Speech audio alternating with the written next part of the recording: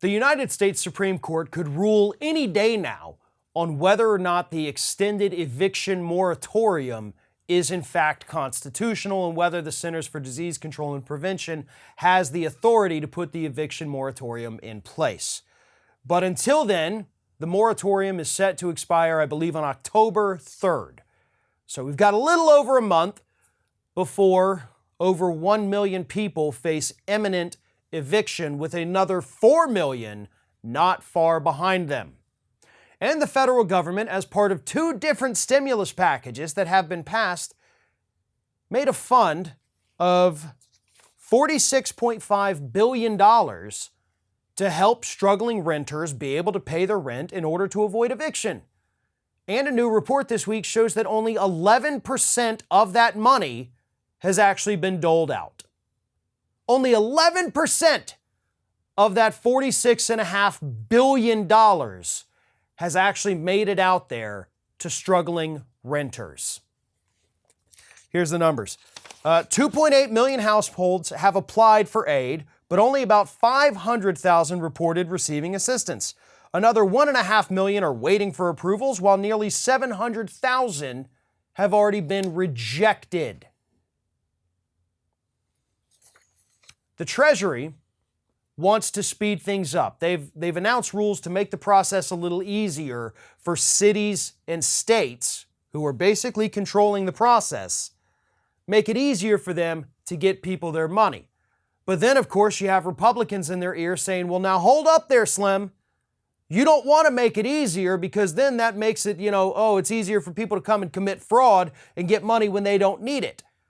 But to their credit, the Biden administration appears to be saying, we don't care. The fraud is minuscule compared to the number of people that could be out on the streets in the middle of a global pandemic because they can't pay their rent. Here's what I think should happen.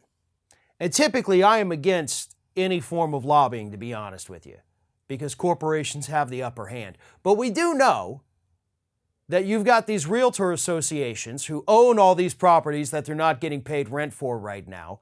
They're the ones who actually filed the case to try to get the eviction moratorium overturned in court.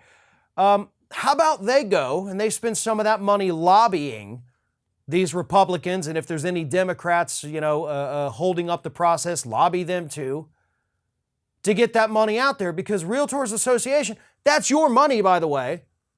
Okay, these individuals who are getting this federal assistance to pay their rent, they're not using it to go out and buy fancy dinners or fancy cars. They're using it to pay you.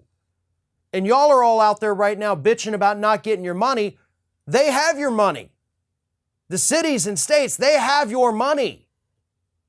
So go get it from them so that, one, we can prevent people from getting out on the streets, from being forced into homelessness, because the pandemic destroyed their financial security. And 2, of course, you get your money, everybody wins, everybody's happy. But so far, this program has been absolutely pathetic. The execution of it has been ridiculous.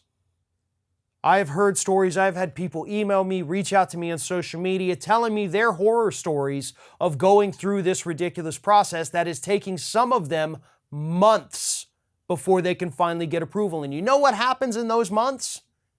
More rent gets backed up. Right now in the United States, 14% of renters are behind on rent, and that makes 5.8 million of them. $20 billion in back rent is owed here in the United States, and that fund is more than enough to pay for that twice. And it's just sitting there waiting for these boneheads at the city and state level, and some at the federal level too, to actually disperse it.